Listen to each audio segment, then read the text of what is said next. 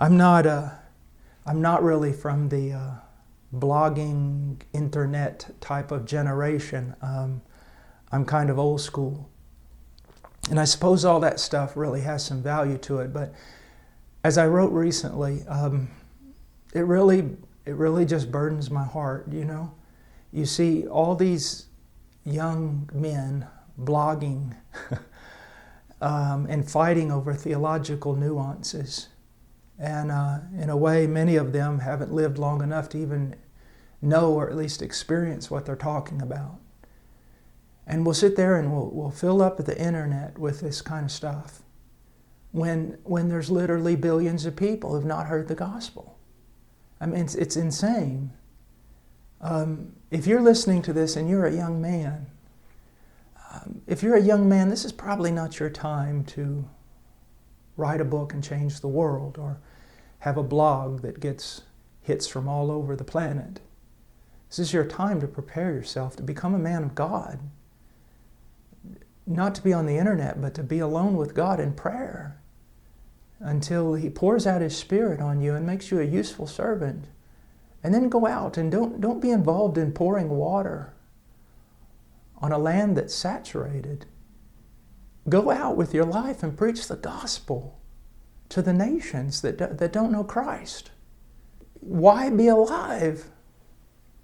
The need is tremendous. But I'm not going to tell you that the need is so tremendous and God won't get it done without you. God will get it done without you. But what a loss. What a loss of joy. You know, I invite you to a life of just real sacrifice and a life of joy unspeakable and full of glory. Some of you young men, you need to think about this. You need to think about going out there and preaching the gospel, suffering for Christ and relishing that suffering. Now, I'm 49 years old and my body is broken into a million pieces.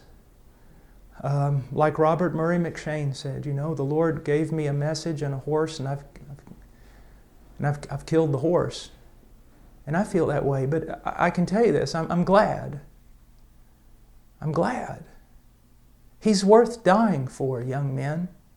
And don't waste your life trying to be a theological expert to a bunch of people who already probably know more than you do. Get out there and preach the gospel. Go to the fields. Go to the places where it's dark. Preach the gospel of Jesus Christ. There's, you know, right now I'm just rejoicing in what God's doing in India and Nepal, but there's Tibet. You know, I ask God, when are you going to open the door for Tibet? And China?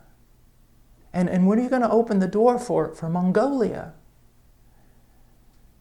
A friend of mine out in California, an acquaintance of mine, Larry Pan, he has on his website or whatever, he said that he would rather be on the front lines preaching than jostling for prominence on the stage. Young men, go somewhere and die, that only God and hell will know your name. God because He loves you, and His Spirit is powerful upon you, and hell because hell hates you. Go somewhere and preach the gospel. You know, I sometimes read the Puritans, and well, I like the Puritans a lot, and Martin Lloyd-Jones and Charles Spurgeon, and then I look at the modern day preachers that we have been so blessed with. You know, men like John MacArthur and John Piper and Joel Beakey and so many brilliant men, Wayne Grudem and all these men. They're older men and they've studied a lot and God's given them a voice. Young men, don't try to be them, at least not now. And don't think that America needs you so much. it's better to sometimes to be if I preach in the United States, I'm just another preacher. But to go overseas and preach where no one's preaching, even if you're as pitiful a preacher as I am, you're the preacher.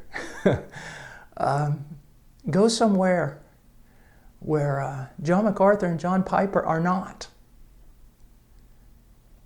and preach the gospel, and pray, and intercede.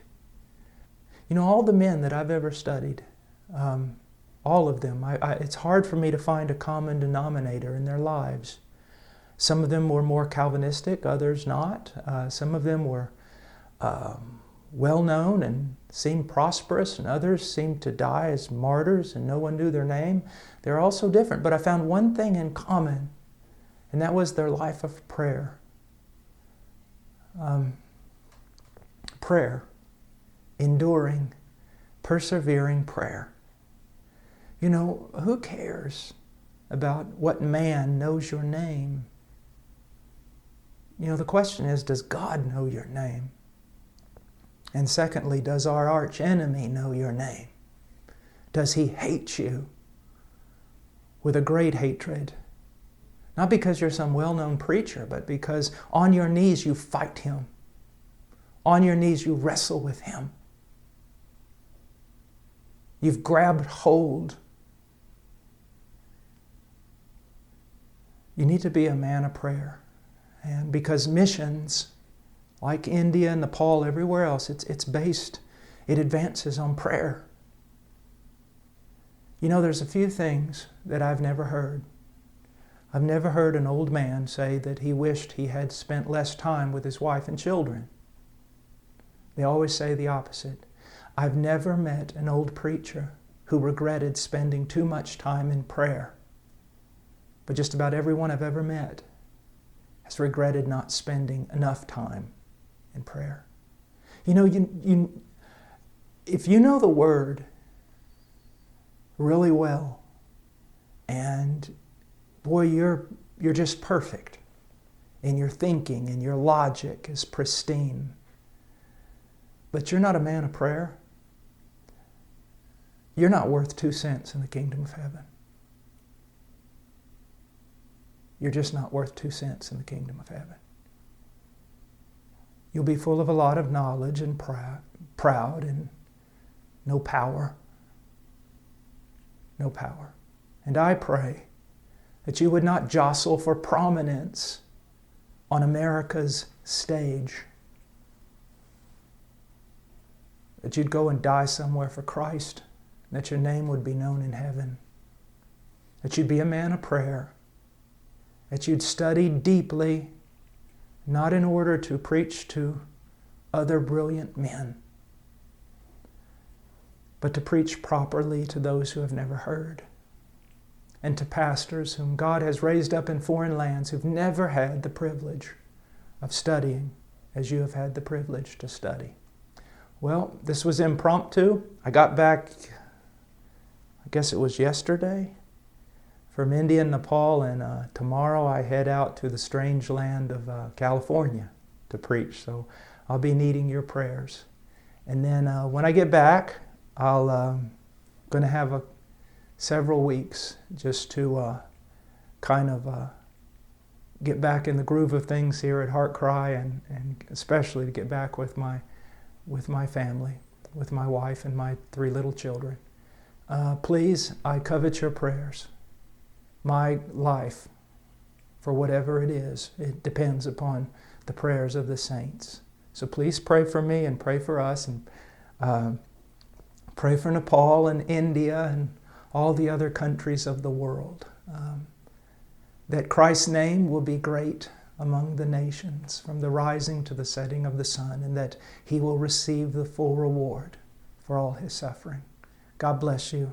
Have a great day.